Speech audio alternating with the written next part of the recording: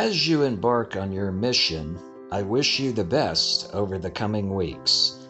Your mission represents a small but important step towards placing humanity on the red planet Mars. We are at a tipping point in human civilization where humankind will soon become a multi-planetary species. Congratulations on your participation, and thank you so much for representing the American Public University System in this very exciting analog astronaut endeavor.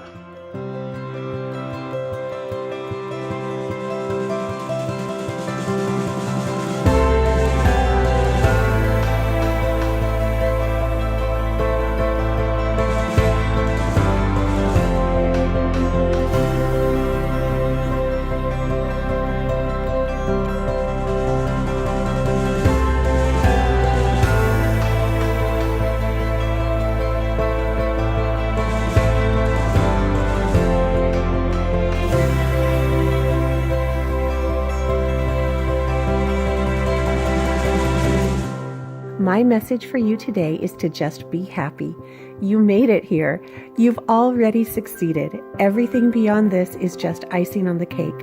I hope that you will embrace this experience, knowing that I am so proud of you. All of AARG is so proud of you, and the entire APUS community is so proud of you. You are each amazing, and together you are unstoppable. So don't worry. You got this, and we are behind you every step of the way. Objective is it's a training requirement, so it gives us an opportunity to get familiar with the suits moving around. We can go anywhere in this rich area that we want. This is our approved area, so we can go up on these hills, these rocky areas, and marsh areas, and then driving the rover from here to the hab so we can get familiar with driving with the suits. Analogs actually date back really far, to our first missions into space. Analogs just means analogous to the space environment. So when we were first, with our ambitions with going to space, we practiced in a lot of testing environments. So nowadays we hear the term analog astronaut, and all that an analog astronaut is just a researcher. It's someone that's researching an environment that's analogous to another environment. And usually we equate that to some space flight type environment. An analog is a location that tries to emulate a location either on the surface of a planet like Mars, or the surface of the moon, or a location in space. With all the effort, time, and money that goes into human spaceflight already, it is important to understand every aspect before you actually leave for these missions in order to make sure that the safety and the success of the mission that actually occurs later on actually takes place. We can try things here that if you try it on Mars, you think this will work, you think it'll work great on Mars for the first time, and it doesn't work, what happens? You die. Something's bad happens and you die, right? And you set humanity back. If you can try it in an analog and it doesn't work right, you're not gonna die because there's really not a whole lot of danger here. On Earth, we have things like oxygen and emergency services. In space, it's inherently risky and dangerous, and you don't have that luxury, And so we do these things in buoyancy labs, we do them in testing situations, we use the pogos, we have programs like Desert Rats and High Seas, and researchers can take their ideas, practice them in a terrestrial environment that mimics another planetary environment, maybe like Mars here in Hanksville, Utah, but they still have the safety net of having a program staff there for emergency needs. You have oxygen available to everywhere you go, and they can kind of work out some of these complex ideas under the safety of having them here on Earth before we send these projects and ideas to NASA, who's going to perform them in space. Well, that's what we're doing right now. We're here on this facility testing our research. I know we're here on Earth, but again, we're out of our element, nowhere near civilization to do what we want to do. Well, with boundaries, of course. The Mars Desert Research Station. The Mars Desert Research Station. MDRS is the Mars Desert Research Station. It's owned by a private entity called the Mars Society, which happens to be a nonprofit, and it sits here in Hanksville, Utah. It was based upon the Mars Direct scenario put forth by Dr. Robert Zubrin in 1996. There's 2 spots on Earth that can replicate Martian geology as close to 80% in some places, and that would be in the southern deserts of Utah, and that would be in the Australian deserts. So you really get a high fidelity simulated environment for a Martian terrain. You can actually see above ground the different geological eras all around you, when normally you need to dig really deep for that. And out here it's unique in a way that it's being surfaced constantly, so it's kind of the reverse of what most other places on Earth would see. My favorite experiment to work on so far has been the Kurt experiment. Kurt. Helping save Kurt. It was super fun to drag Kurt out into the middle of this ravine.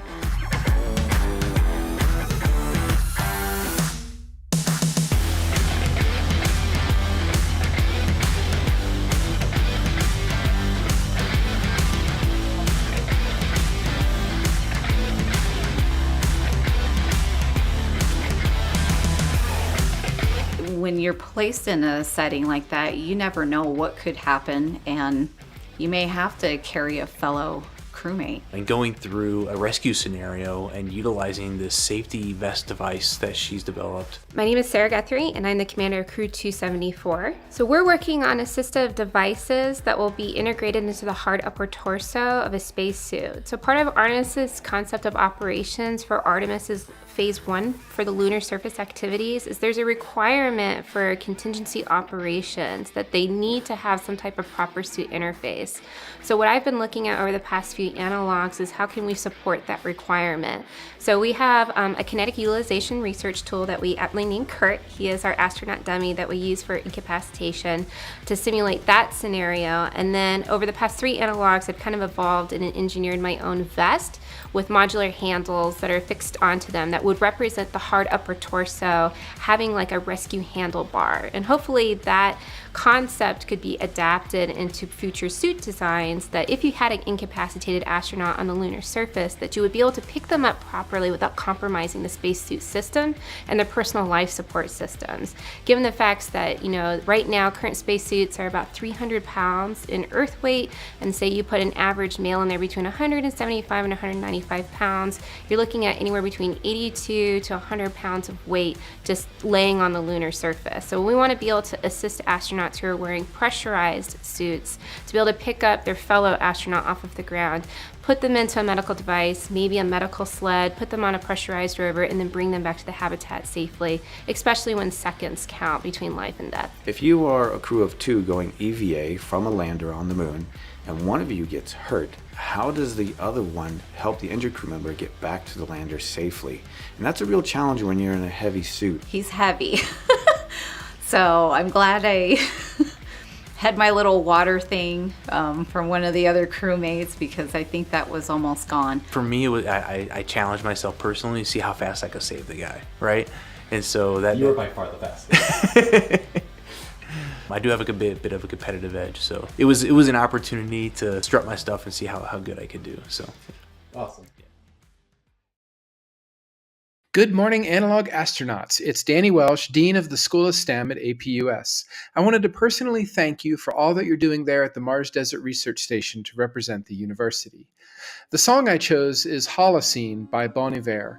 It's one of my favorite songs because the title is our most recent geologic era, the last 10,000 years or so, when humans evolved as a civilization and realized that we were more than the sum of our parts.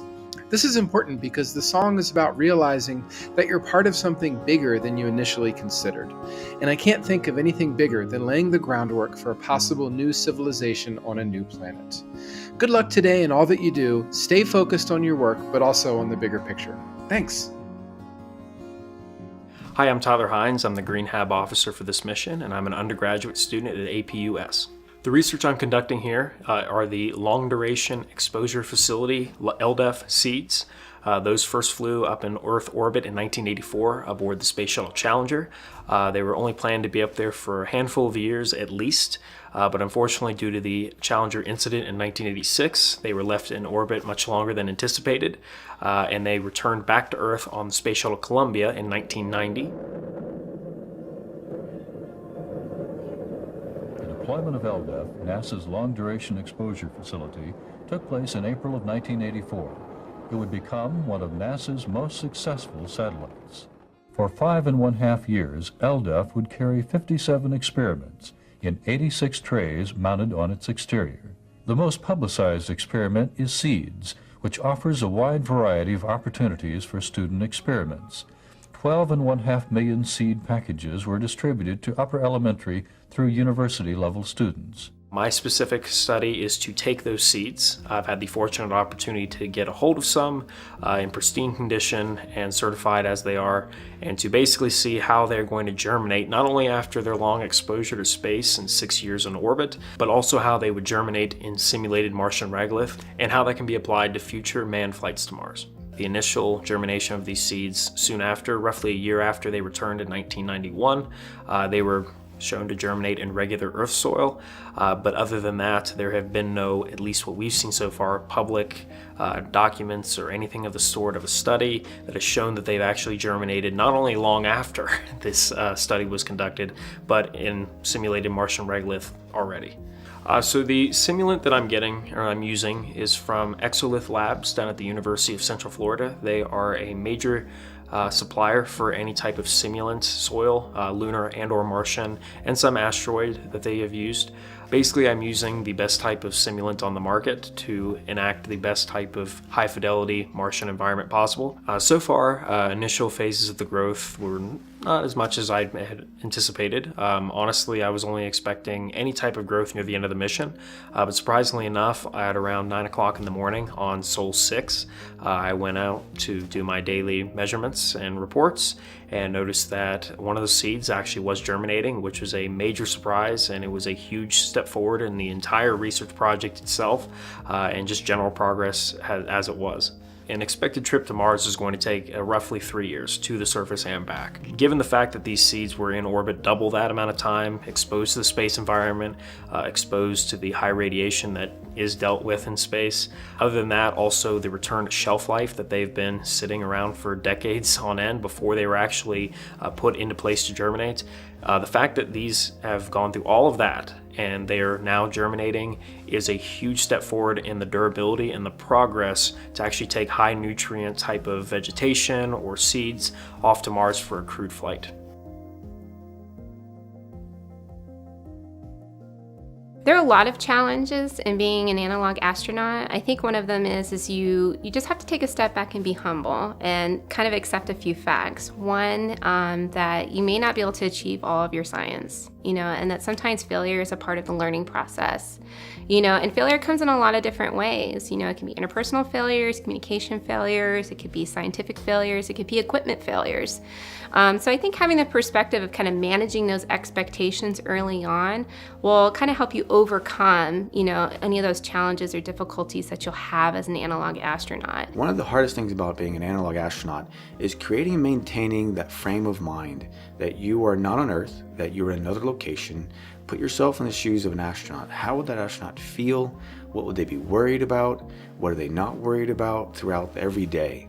And it is really tricky because you have a lot of other things on your mind that an astronaut probably doesn't when they're millions of miles away from Earth. So that is hard to do, but you do that to the best of your ability to get the most out of every experience. Because if you don't get in that frame of mind, if you keep thinking about your terrestrial concerns and worries, you're not going to get the full benefit of the mission. You are always very, very busy. So not only you can do it conducting your own research, you're usually doing other research.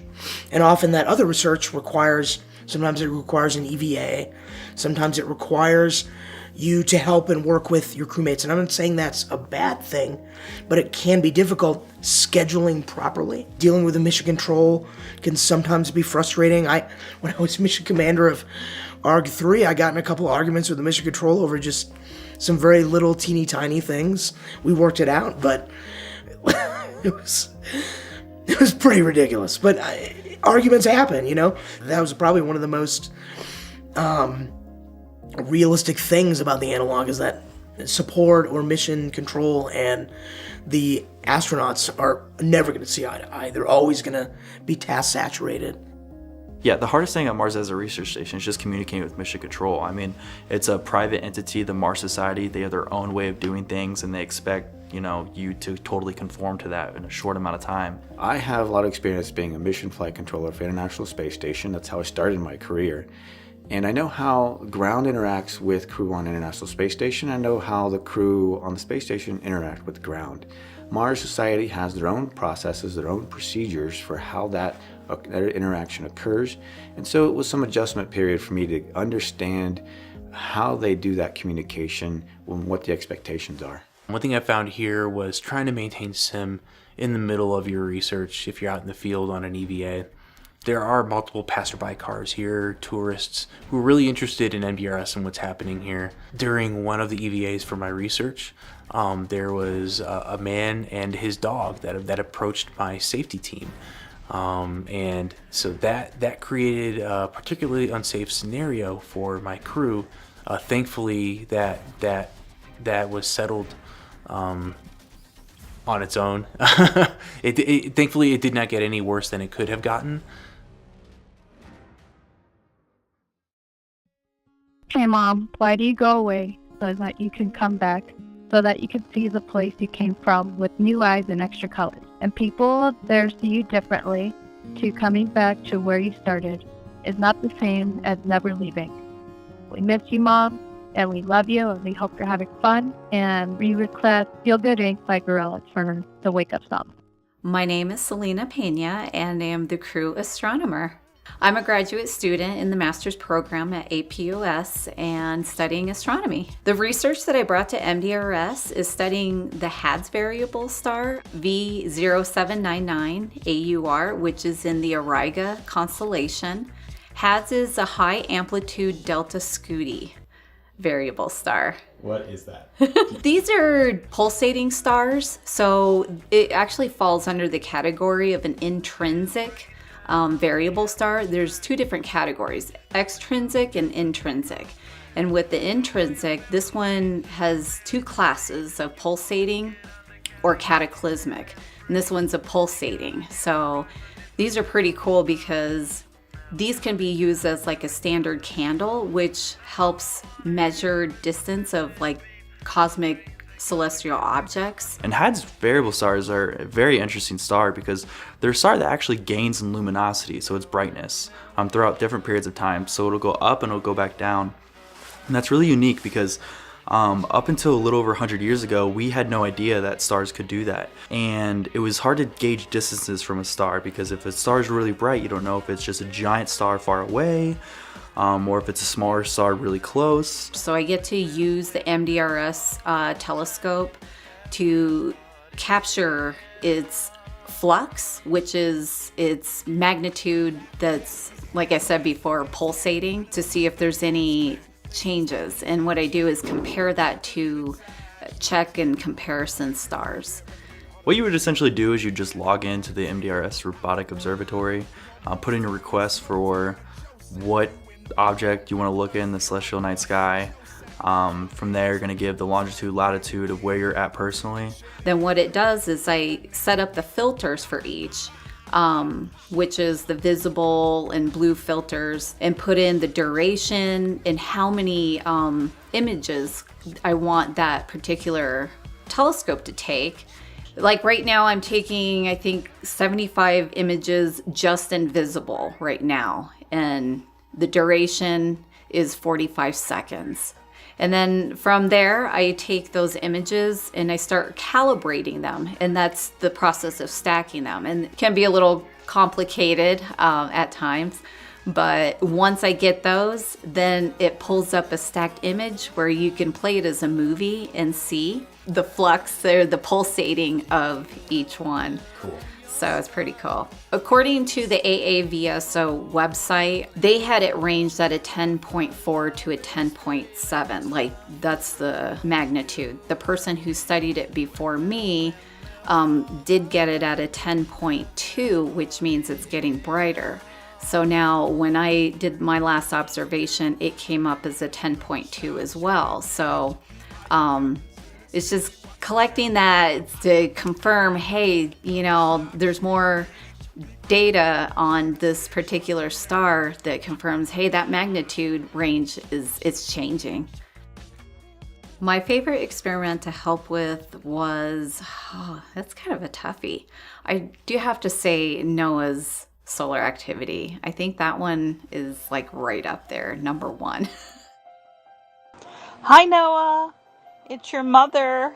I've been thinking about you today. We're so excited to ride this life with you and to watch your madness. And it's exciting sitting on the sidelines watching you. Can't wait to see what you'll do next. Love you, honey. My name is Noah Loy. I'm a heliophysicist and crew astronomer. I'm an undergrad student at American Military University. I am majoring in space studies. I'm also a civil engineering student at the University of Colorado at Denver. The heliophysics research at Mars Desert Research Station allows us to look at a lot of different solar features on the sun's surface right from the Earth, and it looks right through atmospheric phenomena, so you don't need a space-based telescope to actually see solar prominences, which is really hard to do with most Earth-based astronomy and most Earth-based observatories. So a solar flare would essentially just be a buildup of energy in the sun's upper atmosphere called the chromosphere, and then it bursts out in electromagnetic waves and solar flares, and that would be a prominence. So we're looking for all the detailed surface phenomena that we can catch here with the MDRS telescope that tells us a lot about the peak of solar cycle 25, which we're in right now. In addition to the solar prominences, we're looking at solar dark spots. Solar dark spots are a really interesting part of the sun's upper chromosphere, and they're different from solar prominences in that they're actually very cooler spots of the sun's atmosphere. And what you get to see is when you get a cooler side of the sun's upper layer, you get these dark circles, these dark features that are scattered throughout the sun's chromosphere. You can actually measure them, their distribution, their size, their frequency of how often they appear, and tells you a lot about what's about to happen, what's about to come. I've never seen, like I said before, sunspots up close like that or solar prominence. I mean, yeah, you see it on computers or TV or whatever, but this is different when you get to look at it through a telescope. Now, why is researching these solar prominences and solar dark spots important? Well, it's important for many reasons. One, if you're going to have Martians on habitat, in person, on site, at a Martian habitat, you want them to be able to have these astronomers and heliophysicists who are on site that are able to analyze the sun's activity and see if there's a solar flare coming their way. Because since Mars has a very thin atmosphere, if that solar flare were to hit you within 15 minutes on Mars, it could bring catastrophe to all of your electronic systems. And since you're vulnerable to supply drops, etc., you really need to be able to prevent anything from a solar flare happening. So the Martian surface is extremely vulnerable, and if you're depending on mission control for that and you don't have someone on site, that could be a very dangerous place to be. AARG is the APUS Analog Research Group. It is a student-led organization at an online university, American Public University System. That's the organization that really supported us coming out and to do this mission. It's made up of students, faculty, alumni, all people who are enthusiastic about analogs and performing research with them. We're an extracurricular organization under the APUS chapter of the American Institute of Aeronautics and Astronautics. And a great thing about APUS is it encompasses American Public University and American Military University, which in and of themselves have a broad scope of experience in the civilian sector and the military sector. It's a very unique school in that way.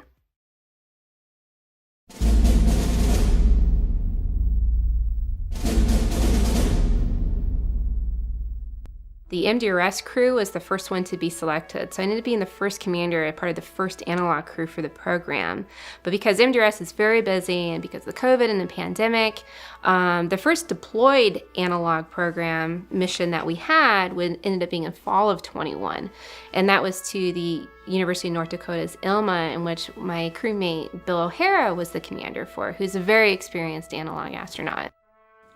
Best of luck on your mission. We love and miss you. See you in a couple of weeks. Be safe. My name is Bill O'Hara, and I'm the habitat specialist as well as the backup crew engineer. Yes, I've done 5 analogs, including MDRS, and each one provides a unique perspective, a unique design of a potential habitat on the surface of the moon or Mars or in space. And that's really my goal, is to experience a variety of potential designs and evaluate them from the perspective of a crew member living within them. So I've been a crew member on Hera, located at Johnson Space Center, I've been a crew member at High Seas, located in Hawaii. I've been a crew member in a mission at ILMA, located at the University of North Dakota. I've been a crew member at the Hot Mars Project Research Station in the Canadian Arctic, and now here at the Mars Desert Research Station in Utah. I work at Blue Origin, and I specialize in lunar surface habitats. Blue Origin is interested in going into space for the benefit of Earth, and part of that path is building an infrastructure on the moon, and to have infrastructure, you need habitats. At MDRS, I'm studying the habitat architecture from the point of view of a crew member living within it, working, eating, sleeping within the spaces provided here. In the design process for a habitat, we have several tools, and some of those tools are simulations and mock-ups. And you do simulations for maybe a few hours or a day, and you might perform some evaluations in a mock-up for a few hours or a day. But an analog gives us the opportunity to spend an extensive amount of time and find things it won't pick up in just a few hours or in a day. You know, what it's really like to live within the space for a long period of time. What might start to annoy you that maybe didn't in the first few hours. Or you might find things that are, hey, this is really neat. I didn't realize it was very helpful when I first got in here, but over time you come to realize some of the benefits. So I spend a part of each day picking a location in the habitat and analyzing it from the point of view of traffic flow, use of space, activity allocation, systems like lighting and ventilation that are provided. How is that environment monitored? So I gather all this information to really build a case study of that architecture. With habitat development, it's very important that we get it right. You don't want to find out when you're on your way to Mars or on your way to the moon, or you're at Mars or on the moon, that your habitat architecture didn't work well. Something about it annoys the crew, something about it is inefficient for the crew operations. So we really need to test it out and feel it. And really, I feel the best way to do that is through the use of analogs.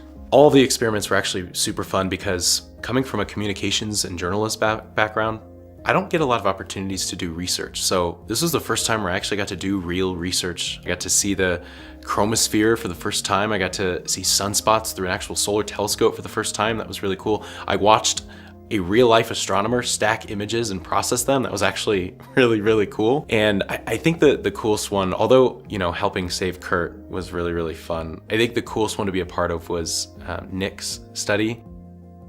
My name is Nicholas Pender. I'm the Health and Safety Officer for Crew 274. I'm focused on the research of the use of supply cache technology to extend human exploration on the moon and Mars. So a supply cache is basically just a container of essential supplies that are useful in an emergency scenario. They could also be used in scenarios where you intend to actually consume those resources to get to a far-off location. So I stumbled across this concept when I was reading up on the stories of Antarctic exploration, specifically the crew of Raul de Munzen. So his entire crew, they navigated to the South Pole, laying down supply caches along the way, and then relied on those caches to make it back home. So every single person on their crew survived. The competing crew, Scott, all of his crew, including himself, perished on that journey. They just didn't have the resources to make the journey. So my background is in logistics planning in the Air Force. How can we apply concepts pertaining to logistics in the field of space exploration? And that's really what I was trying to do, was cross these two fields, an area that I'm familiar with and an area that I'm passionate about, and just bring those two together. And this supply cache network concept is what I came up with for the moon and Mars. So the ultimate goal was to establish a supply cache that would be used in an emergency scenario where we go on in this case, a 3-hour hike. The cache is 2 hiking hours from the habitat. And we have to rely on that cache because we only carry 2 hours of supplies on our person. And that cache is necessary to get us that final leg back to the hab. So this whole experiment was to demonstrate the use case of a supply cache in this situation. I've dubbed the cache EVAC 1, which stands for Extended EVA Cache 1. The cache is essentially a cooler that's been modified to hold in heat and to produce heat as well. So it has in it a 2,000 watt battery that is charged by 2 100 watt solar panels. Basically creating this cache that's able to be powered and stay heated throughout the frigid night really got me to start thinking about, okay, these are things that we need to work through on the moon and Mars. So I think of this as a good first step in what will be many to come in getting supply caches to be fully utilized and appreciated on human exploration missions. So the first EVA was to establish a baseline, a 30-minute baseline, I should say, of how far can we travel and how fast in that amount in 30 minutes. So with that information, we were able to get an idea where to place the supply cache at. The follow-up to that was actually placing the cache out in the field. That day, like we got all of the supplies together, got the crew together. It was a crew of 4. Once we were out of the habitat, we got into our rovers and navigated south on Cowdung Road until we hit what was essentially the 2-hour hiking distance from the cache. Technically, we placed the cache 1 hiking hour from the base. We were forced to do that due to constraints imposed on us by Mission Control. He had it all planned out, but because of the safety concerns that Mission Control had, he had to change everything on the fly every single night. So every night we would submit a request or a report to Mission Support, and then they would give us back feedback saying, hey, that looks good to go, or hey, we have some safety concerns, maybe you should do this instead. And there are parts of this campus that don't have very good comms, so they said, hey Nick, your original route won't work very well, you have to do this route instead because it has better comms, or we think it's safer, or this, that, and the other. And every single night, Nick had this full experiment laid out, and every night he basically had to reinvent every EVA. So once we got to the location to deploy the cache, we unloaded, got it where it needs to be, everyone whipped into action.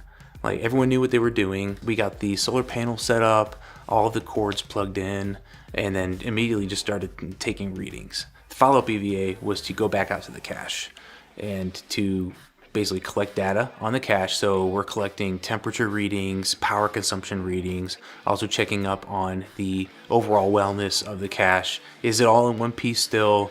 Are the solar panels doing okay? Really, what was most important about that EVA was to determine whether or not the cache can function on its own and can be relied upon in the next scenario, right? So we need that cache to work because we need liquid water on that next EVA. This EVA proved that the cache is reliable and prepared us for the next step of the research. We can consider this next EVA as the climax of the study, right? Because we have the cache in the field, and now is time to play through the scenario of depending on a supply cache to get home in an analog environment, which I don't think has ever been done before. For this EVA, we started out from the hab on foot. We had a safety crew traveling along with us in a rover just to make sure that we are still healthy, our situation is safe. They provided us just that extra layer of safety should anything happen, because it was a bit more of a strenuous, lengthy EVA than is typical here at MDRS. Hiking out to the cache, it's about as much as you could expect of any hike, except it was just on a road. So something I should have expected was that we began moving faster than what my estimates were for the rough terrain measurements that we took earlier. We were given the constraint of having to travel along a road due to safety concerns from Mission Control. So understandably, our pace was a bit quicker than if we had gone over rough terrain. So we got to the cache in under an hour. I think it was like 45 minutes or so. From there, we still collected the supplies that we needed for the next leg. Once we stopped at the supply cache, we continued on for another 30 minutes, which equated to about a mile. From there, we turned around and made our way back towards the cache. However, in this scenario, that cache is not actually where we laid it down at because we already stopped there. So we proceeded beyond the cache, continuing to consume our water, our gel packs every 30 minutes or so. To wrap up that EVA, we did make it back safely, consumed the amount of resources I planned on us consuming, and yeah, it was a great EVA. Went off mostly without a hitch. The EVA following the long hike was a resupply mission. Part of this research is not just showing the use case of a supply cache, but demonstrating the ability to sustain that function in the field. So the final EVA, which we conducted today, was to redeploy the cache back to the MDRS habitat. In layman's terms, redeploy just means to bring it back home, right? So I know it's a term we use in the military when you're moving a force from one point to another or back to its home base. So yeah, we redeployed the cache back to the hab, and already today I'm collecting lots of data on temperature and power that that had accumulated over the period of time that it was sitting out in the field. Hello, Landronauts. We're so proud of you, Uncle Lex and crew. Love you. My name is Alexis Joseph Lojek. I go by Lex. My call sign's Kepler on this mission. I'm the crew engineer for Crew 274. My interest in space has always been human spaceflight, getting people there and having them explore and do science when humans are in space. So that's why I chose a human factors study. First is studying stress and the measurement of stress using a digital device, which I chose a Garmin. There are a whole bunch around there that measure stress based on what's called heart rate variability. So if you're like really focused on something, you're high stress, the time between heartbeats steadies. So it'll be bump, same time, bump, same time. When you're relaxed, your heart rate variability actually changes. So it'll be bump, one amount of time, bump, different amount of time, bump, different amount of time. And it's just an indicator, but it can show you to be more relaxed. It's actually kind of interesting. That's backwards from what I would think. It is backwards from what you would think, but it's what the research shows. My second part of this study is a potential mitigation technique, and that's focused breathing. Many people call it meditation. Some people call it meditation-based therapy. I'm not a therapist, but I felt like if you can help bring someone's stress level, a human astronaut in space, say they're going on a mission to an asteroid to study it for the first time, or they're on their way to Mars. You have a 9-month journey, 8-9-month journey to Mars. And they're sitting there between the planets, and they're getting further away from their friends, their family, anybody they've ever known. They're further away than any human has ever been. And when they get to Mars, and they're busy, there are all these expectations of them to work really hard, to get a lot of good science done, to survive, right? If you can bring their stress level down slightly, 5-10%. Can that help them make the right decision at the right time, or not be as freaked out when something crazy happens and be able to react better? That's the way I see it. Most people, when they meditate or focus breathe for 10, 15, sometimes 20 minutes, 25 max, right? And they do it once a day, either in the morning or the evening. I thought if we could do it once in the evening for 15 minutes, I could use 10 minutes prior to kind of talk to the crew. This is what we should be thinking about. I recognize, again, I am not a medical professional. I'm not a therapist, but I have used meditation a lot in my life. It's been a real blessing for me. And I can say from personal experience that it does help reduce stress, help reduce anxiety, stuff like that. And that was what really got me thinking about it. Like, why don't astronauts do this? Why can't something as simple as a scheduled time to sit and breathe and understand how they're supposed to do that, why can't that reduce stress just a little bit? Unfortunately, because the 8 of us get along really well, and there is no blunt fear of death, we are not in space. You can't help but be aware that you are not really in mortal danger here. As much as I wanted to do this in an analog environment, and I expected the analog environment to be a lot more stressful, it's not. So I'm going to have to suggest follow-on research in different areas and different ideas. Do I think this would work on long-term missions? Make someone 5 to 10% less stressed and a little bit better? Absolutely. But unfortunately, I'm not seeing a longer-term dip in stress. And I don't think that I would, because of the circumstances of analogs. In the end, you are not in mortal danger.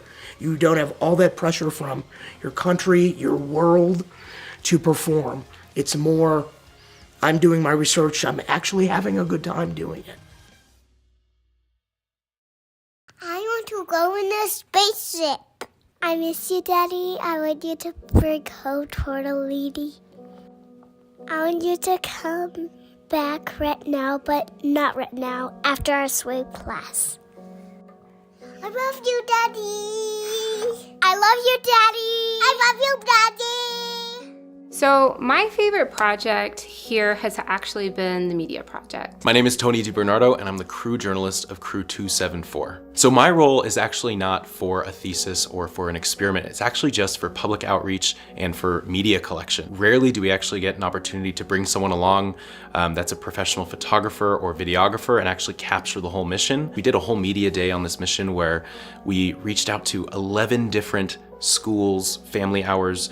We had a call with SpaceX, we had a call with Civil Air Patrol, we had all these cool calls all in one day. So the media day was kind of my baby, where I had to prepare that and schedule that. My camera's been running the whole time. We've been getting footage of EVAs and growing space exposed seeds and meditating with focused breathing and all these different experiments and looking through a telescope and everything. So it's been an absolute blast. So often, we're very absorbed in the sciences, but the sciences don't really get promoted without media, and the publication parts of that. And so while everybody has really neat projects that are going on, they're just mind-blowing. Like, I've never seen solar prominences before with my own eyes, and Noah and Selena gave that to me, and the chance to see sunspots, and then to be able and go outside and observe the stars, and then, see cosmic seeds bud for the first time, since the 80s and the 90s when they were first put up in space. To be a part of this logistics cache network, it's amazing to come be a part of a group of such dynamic and thoughtful people that think about these long-term challenges and solutions and are finding these new discoveries like variable stars and studying them and documenting them so we can learn more about our cosmic world, that we live in. But again, none of that happens, and it doesn't really get out unless we have good media and good journalism and good publications and photographs and videos and stuff. And it's a way for us to connect the scientific community with the rest of the general public. So for me, the most exciting part of this mission has actually been part of the media, because while Tony has worked really hard to capture every little moment of ours, what he's actually doing is helping propel the scientific community forward, and getting the information out there and giving us as an opportunity as an online institution to have some legitimacy in the space community by looking at what we're doing, that we have these thoughtful ideas about spaceflight and trying to solve these problems. And then, also for our crew, they're taking all of their technical experience from their military backgrounds and from their NASA backgrounds and being an ISS controller background and applying them. And nobody would ever know that this was happening without media and good publication. So for me, the most exciting part is being part of this documentary, being part of every Daily Soul video, and everything that Tony's been working so hard to help kind of put this mission together and put it out there for the general public to consume. I want to be involved in human spaceflight because of Star Trek. I guess I've always been a dreamer at heart. I never really dreamed of being like a scientist. I never dreamed of being an astronaut. I truly believe in the promise of our society becoming interplanetary. I believe it can solve a lot of problems here on Earth. I think a lot of people see what we do and what the space community does as kind of like a luxury, an end of day. And to that I would ask them, what is this life all about? If you get down to those fundamental questions of who we are, what we are, why we exist, where we exist, space unlocks a lot of those answers and directs you to a lot of the right questions. I've been in the human spaceflight business for 25 years. I started an International Space Station program, but my passion has always been to take that experience to the next level, to the next destination. And I'm really excited to take humanity back to the moon in a sustainable and sustained effort. I remember as a kid always looking up at the stars and just thinking what the future might be like. Well, I think we all have something to offer. We all have unique talents and skills and life experiences that gives us, kind of this breadth of thought and perspective. And everybody has an idea, in a way to contribute to that larger goal for humanity's exploration. For me personally, as a little kid, I always wanted to be an astronaut, but it wasn't something that was necessarily in the cards for me. It was more of like an ambition of mine. I didn't know if it was really a reachable goal. And so the natural progression for me was to join the military. To say that human spaceflight is not important or is a waste of money to me, it doesn't make sense, because I want to help humanity move forward. and to provide a better way of life for the people on Earth through what we do in space. It didn't make sense for me to go to Iraq. It didn't really make a lot of sense for me to go to Afghanistan or deploy to the South Pacific, but I had those experiences. So later in my life, when I came to this, what would be now my last duty station at the end of my career, you know, my dear sweet boss took an interest in me and said, "What do you want to be when you grow up?" And I said, "I want to be an astronaut." And he's like, "Well, let's do that." And immediately it put a fire in my belly for me to go and change my degree plan and go and get my degree in space. And so these little moments where people took interest in me and I got into this space program or with the school, I met Terry Trevino. And Terry Trevino's like, "You want to be an astronaut? I have a program for you." And he got me into AARG. When I saw the Falcon Heavy launch, that really got me interested in SpaceX, right? So they were doing some really cool stuff that really, you know, that got me excited to think that there is a future in space and I might be able to be a part of it someday. It'd be really cool. It really kind of made me sad that I didn't learn about it sooner, you know? And so in my last semester of college, I changed my major. I went back to a community college. I did all my calc and physics, and now I'm getting a master's in astronomy, which is really, really exciting. And so my skills and you know, what comes naturally to me is teaching and you know, spreading kind of the exciting stuff about space. And luckily I've had people in my life now that have made me realize that space needs those kind of people too. So my mission is to make sure that all those kids out there that haven't been exposed to space know that, you know, space is an option, space is for everybody, and, you know, you're not too stupid to study space. All these little experiences along the way kind of prepared me, I think, for this moment, you know, like going to combat and having those conflicts, which are kind of inherently dangerous and negative situations, gave me a perspective that I could apply those experiences to something that maybe might help save a life on the moon or in Mars. You know, we left a lot of people in Afghanistan, we left a lot of people in Iraq, and I don't want to leave anybody on the moon. And I don't want to leave anybody on Mars. And so I want to take those experiences, you know, of conflict and negativity and turn them into something positive. I want to take my service for my country and turn it into my service for humanity. And so that is why I'm here, and that's why I do this science here at MDRS.